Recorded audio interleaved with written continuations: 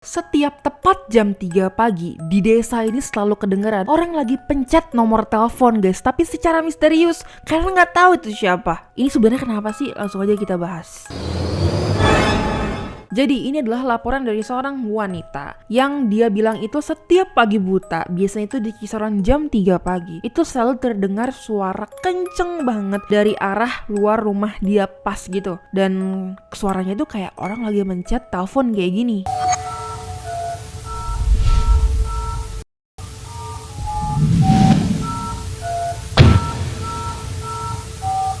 Awalnya dia mikir mungkin itu telepon rumah dia yang error gitu ya, karena kepencet sendiri atau gimana nggak ngerti. Akhirnya dia cobalah dites nih. Suatu malam dia taruh handphonenya itu di sebelah telepon rumahnya, jadi recordernya itu dinyalain dan dia pengen ngecek apakah suaranya itu ketangkep di handphone dia. Karena kan kalau misalnya ketangkep ya langsung lebih deket gitu, lebih jelas kan. Tapi ini sama sekali nggak ada. Bapaknya juga bilang dia tuh nggak pernah sama sekali bangun jam 3 pagian untuk mencet telepon, karena setiap dia pulang kerja udah capek tidur pulas, ya udah nanti bangunnya nanti pagi lagi. Kejadian ini bukan baru-baru aja, tapi udah sekitaran 1 bulan berlangsung secara terus menerus setiap harinya. Akhirnya dites nih, kru dari SBS itu mencoba jam 3 pagi untuk duduk di rumah itu untuk ngecek beneran gak sih ini apa halu doang nih. Ternyata tepat jam 3 pagi lewat beberapa detik langsung ada bunyi telepon yang kayak tut tut tut tut tut tut, kayak seakan-akan ada orang yang lagi pencet nomor telepon di telepon rumah tapi di loudspeaker guys. Padahal pas lagi ngedengerin itu semua handphone orang di rumah itu dalam keadaan mati. Jadi kayak bener-bener gak dinyalain untuk dites. Akhirnya besoknya dicoba lagi dengan cara dipasang CCTV dengan inframerah.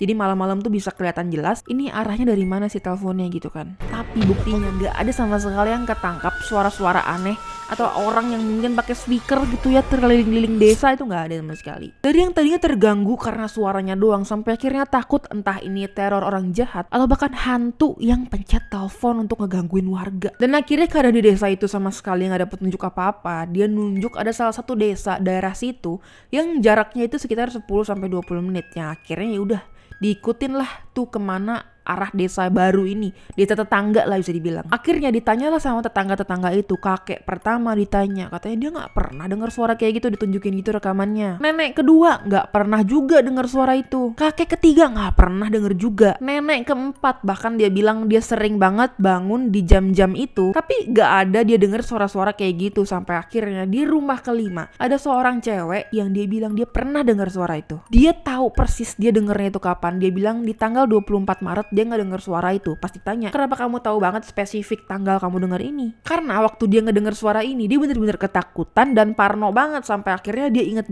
banget tuh kasus itu, dan itu hanya terjadi di tanggal 24 Maret. Dia ngomongnya gitu. Dan akhirnya ditanya dong, kira-kira kalau kamu pernah dengar, tahu nggak sih sebenarnya kemungkinan ini suara dari mana sih gitu. Akhirnya dia nunjuk salah sebuah gereja yang gak jauh dari situ, dan gereja itu tuh semacam punya tower untuk pengumuman, kayak ada toa-toa gitu. Dicarilah nih akhirnya lokasi gereja ini dan pengurus gereja itu siapa gitu, yang ngurus toa-toa ini yang suka kasih-kasih pengumuman tuh siapa. Dan akhirnya ada muncul bapak-bapak, dan bapak-bapak itu bilang toa itu emang ada dan biasanya dipakai untuk pengumuman, tapi udah lama banget nggak diaktifin lagi. Dan bahkan kawat toanya itu udah putus guys, jadi nggak mungkin ada aliran listrik yang bisa ngalirin suara-suara dari toa itu. Kira dicari lagi dong di desa itu kan mungkin ada pengumuman warga atau toa-toa lainnya gitu kan. Ternyata di desa itu cuma 2, antara toa gereja dan satu lagi toa untuk pengumuman warga. Dan akhirnya dicari nih ke toa yang ada di aula warga gitu. Dan ternyata emang bener di situ ada salah satu pemancar radio bisa dibilang, dan ada toanya juga. Tapi pengurusnya ini sekali lagi bilang aula itu semenjak COVID-19 menyerang warga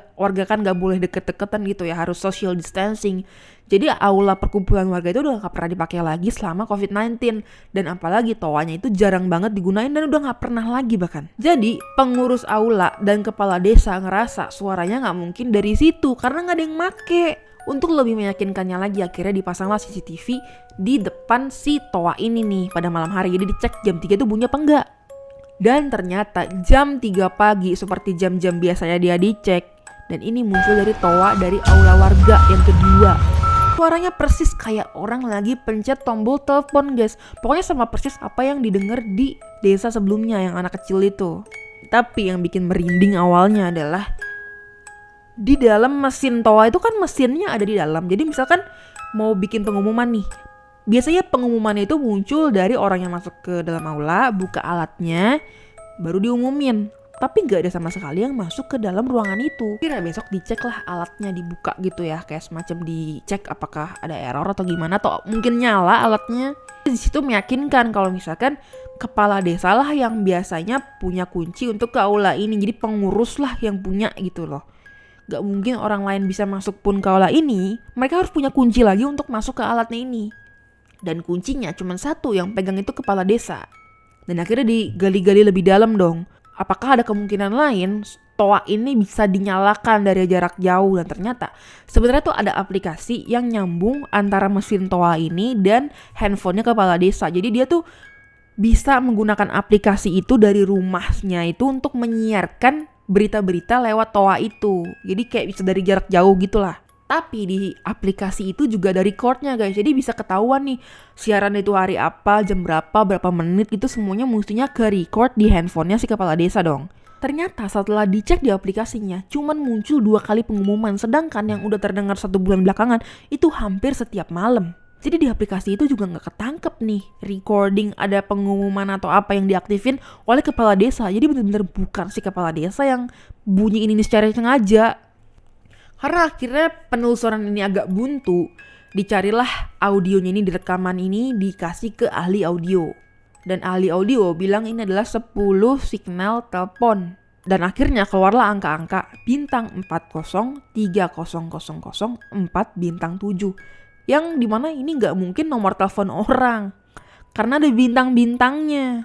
Dan gak cocok juga sama jenis-jenis nomor telepon di Korea. Dan setelah diperhatikan gelombangnya dan kebiasaannya setiap hari terus menerus, jadi ini adalah kemungkinan sistem yang mengulang-ulang setiap harinya. Karena logikanya kalau orang yang nelpon biasa atau manusia yang pencet tombolnya, itu pasti kalau misalkan berhari-hari diurutin, itu ada semacam jeda berbeda gitu guys. Tapi ini kayak semacam antara satu angka dan angka setelahnya itu ada semacam persamaan jarak gitu.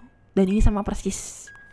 Dipanggil akhirnya perusahaan teknisi yang biasanya menangani mesin-mesin kayak pemancar radio ini. Ternyata ini adalah suara perintah untuk mesin, tapi pengaturannya salah di mesin itu. Jadi kayak switchnya atau yang ada error gitu yang mengakibatkan yang mestinya itu adalah kode yang biasanya diputar untuk mesin aja, itu menjadi penyiaran ke semua warga. Jadi muncul di suara toa.